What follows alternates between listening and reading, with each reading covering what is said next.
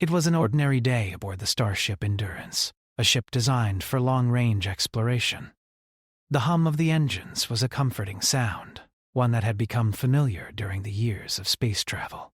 But for Elias Carter, the mission's lead researcher, it was anything but ordinary.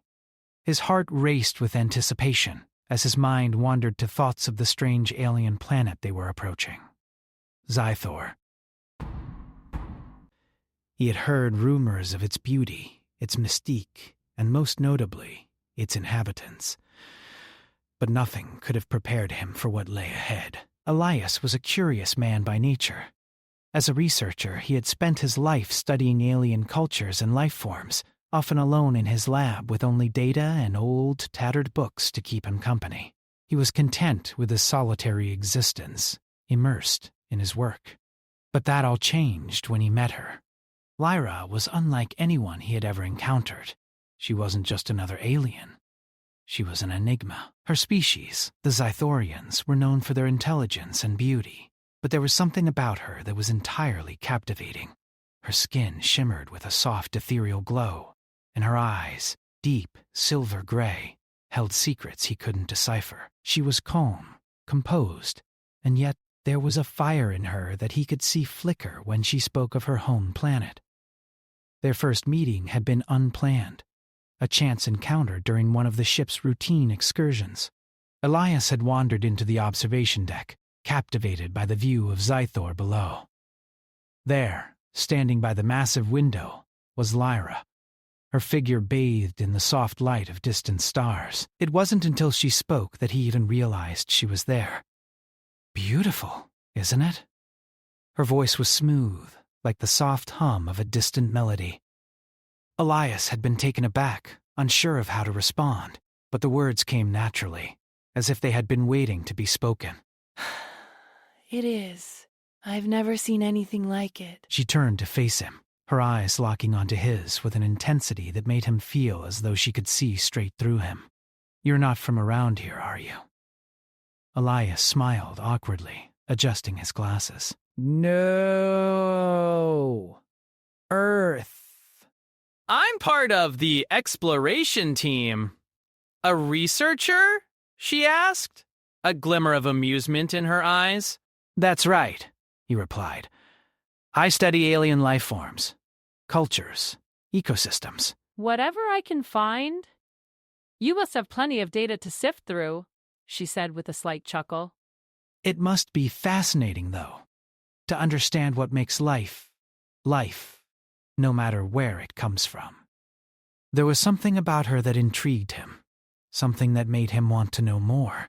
Their conversation flowed effortlessly, and before he knew it, hours had passed. The rest of the crew had returned to their duties, but Elias and Lyra had stayed behind, lost in conversation. The more he learned about her, the more he realized how little he knew about the universe. Lyra spoke of Zythor with such reverence, describing its vast landscapes, its towering mountains, and its cities that shimmered with technology far beyond anything Earth had developed. But it wasn't just her knowledge that drew Elias in. There was a quiet confidence in her demeanor, a strength that he couldn't quite put his finger on.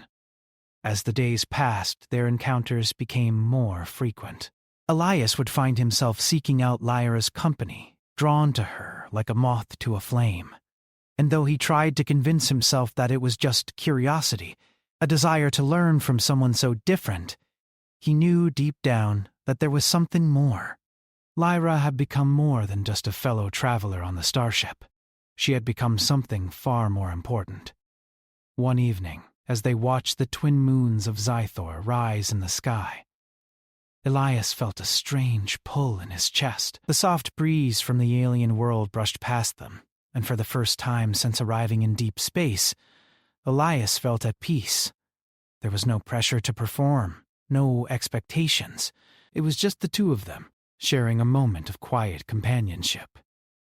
I've been thinking, Elias said, his voice barely above a whisper, about Earth, and about everything we've left behind.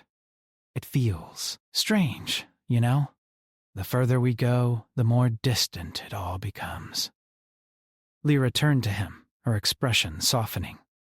I can imagine, But there's something to be said for exploring the unknown, for discovering new worlds. Perhaps Earth is not the end of your journey. Perhaps it's only the beginning. Elias gazed at her, her words resonating deep within him. Perhaps she was right. Perhaps everything he had known on Earth was just the start of something far greater, something that would lead him to worlds and experiences he had never even dreamed of. It was in that moment, under the twin moons of Zythor, that Elias knew he had to make a choice. It wasn't just a choice about exploring space or about his mission. It was a choice about her. Lyra had become the one thing he had never expected in his life. Someone he could imagine a future with. Someone who made him believe in things he had never thought possible. He had to ask her. The question had been building inside him for days, for weeks, ever since their conversations first turned personal. And as the stars above them seemed to align, Elias knew that this was the moment. "I have to ask you something," Elias said, his voice steady despite the storm raging inside him. "I've been thinking about you, about us, and I want you to know that I don't want this to end when the mission does." Lyra's gaze softened, and she placed a hand gently on his arm. "Elias, you don't have to say anything. I can see how you feel." "No," Elias said, shaking his head. "I have to say it." Lyra, I want you to be a part of my life. I know it's crazy and I know this mission will end eventually, but I don't want that to matter. Will you be with me?" Lyra's eyes held a flicker of something, surprise perhaps, or something deeper. But she said nothing. For a moment, the only sound was the distant hum of the ship's engines, the quiet rhythm of space itself. Elias waited, his heart pounding in his chest. Finally, Lyra spoke, her voice calm yet filled with a mysterious weight. "Elias, you don't know everything about me." "You don't know what I am, or where I come from. My life is not like yours." Her words sent a chill through him, but he refused to back down. "I don't care." "I want to be with you."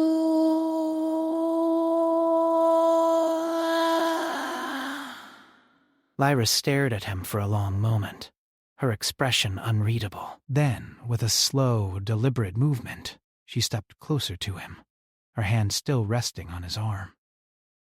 "You may regret this, Elias." I am not what you think, but I'll say yes.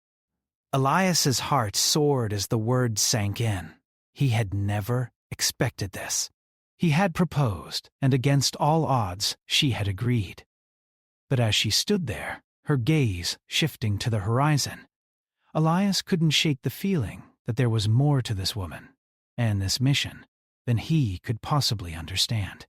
There was something about Lyra's quiet confidence, her calm demeanor, that made him believe this was just the beginning. Little did he know this proposal would set them on a course that would change everything. As the days passed, Elias found himself sinking deeper into the complexities of his relationship with Lyra. The initial excitement of their newfound connection had settled into something more profound, but also more complicated. Lyra was not just an alien from a far-off world. She was something far more significant.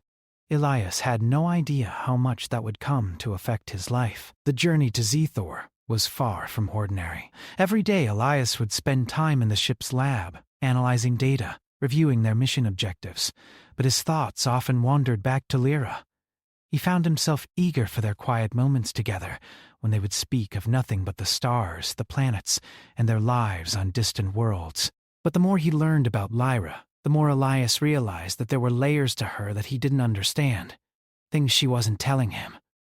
Her smile was always warm, but there were times when her eyes seemed to carry a sadness, a burden that she wasn't sharing. At first, Elias dismissed it as the typical distance one might feel when traveling to an unknown world. Yet, he couldn't help but feel that something was off, something unspoken. One evening, as the crew gathered for a casual dinner in the mess hall, Elias found himself staring at Lyra across the table. She was laughing softly with a few of the other crew members, a rare sound that always seemed to lift his spirits. But as her eyes met his, something in her expression changed. For a fleeting moment, the warmth in her gaze was replaced with something else, something darker, more distant. It was as if she had momentarily withdrawn, pulled back into herself. Elias couldn't shake the feeling that he was missing something important. His curiosity got the better of him. After the meal, he sought Lyra out in one of the quiet hallways of the ship.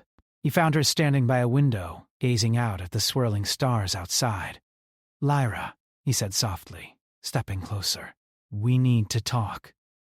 She turned to him, and for the briefest moment there was a flicker of surprise in her eyes, but it quickly faded. "About what?" Elias hesitated. His mind raced, but his words came out slower than he had planned. "About you. About us." She tilted her head slightly, as if studying him. "I thought we had already discussed this," she said, her voice calm, but there was a hint of tension beneath the surface.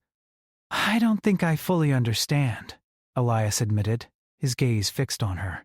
"There's more to you than you're letting on. I can feel it."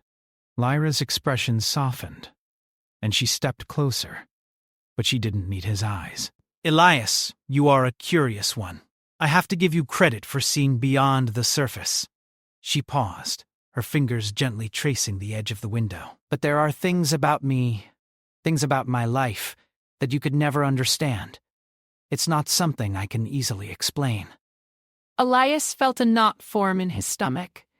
"You're hiding something from me," he said, his voice barely above a whisper. "I need to know the truth. If we're going to make this work, if you're going to be part of my life, I need you to trust me." Lyra sighed, and for a moment it seemed as though she was going to retreat further into herself. But then, to his surprise, she spoke, her voice quieter, almost fragile. "I never wanted this." "I never wanted you to get involved in my world." Elias's heart skipped a beat. "What do you mean?" She turned her gaze to him, and for the first time Elias saw the weight of something heavy in her eyes, something ancient. "I am not just Lyra, the Zythorian woman you met on this ship. I am the granddaughter of the alien queen, the true ruler of Zythor." Elias's mind raced as the words sank in. He had always known that there was something different about Lyra. But this was beyond anything he had imagined. He had thought she was just another intelligent being from a faraway planet, a fascinating alien, sure, but nothing that would tie her to intergalactic politics, let alone a throne. The silence between them stretched the weight of her words pressing down on him like a thick fog. He opened his mouth to speak, but the words caught in his throat. He didn't know what to say. How could he? His mind was reeling, trying to process the enormity of what Lyra had just shared. "I didn't ask for this," Lyra continued, her voice distant, as if she were speaking from somewhere far away. "I didn't ask to be part of the royal bloodline, but it's my destiny." "It always has been. My grandmother is the alien queen, the ruler of Zythor and the surrounding systems.